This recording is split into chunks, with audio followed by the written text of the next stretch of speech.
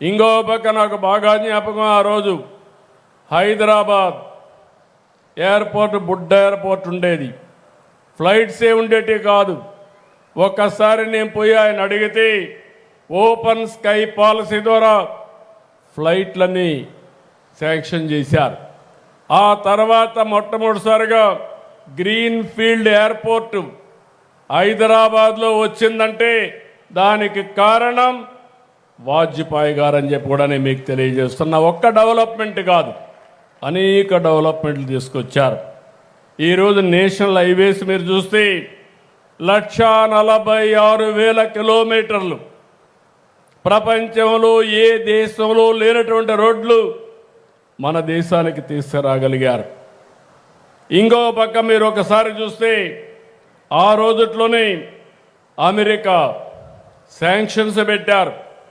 ఎవరైనా సరే అణు పరీక్షలు చేస్తే మీకు డబ్బులు ఇవ్వమంటే పర్వాలేదు, మీరు ఇవ్వకపోయినా నా దేశం ముఖ్యమని అణు పరీక్షలు చేయించిన వ్యక్తి వాజ్పేయి గారు. అలాంటి ఉద్యమాలు చూసినప్పుడు నేను ఆ రోజు ఆయన పక్కన ఉన్నప్పుడు ఓసారి ఆనందం కలుగుతుంది.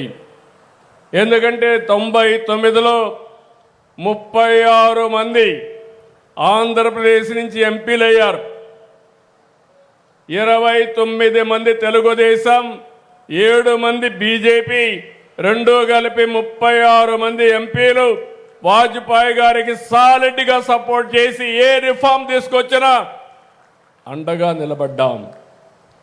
అణు పరీక్షలు చేసినా కూడా మనం ఎక్కడా భయపడకుండా అవసరమైతే ఇబ్బందులుంటే తాత్కాలికంగా ఉంటాయి, దేశం ముఖ్యమని చెప్పి ముందుకు పోయాం. కార్గిల్ యుద్ధం కూడా నాకు జ్ఞాపకం ఉంది. కార్గిల్ యుద్ధంలో మీరు ఒక్కసారి ఆలోచిస్తే ఆ రోజు కార్గిల్ యుద్ధం, ఈరోజు సింధూర్, 2 చరిత్రలో మిగిలిపోతాయి.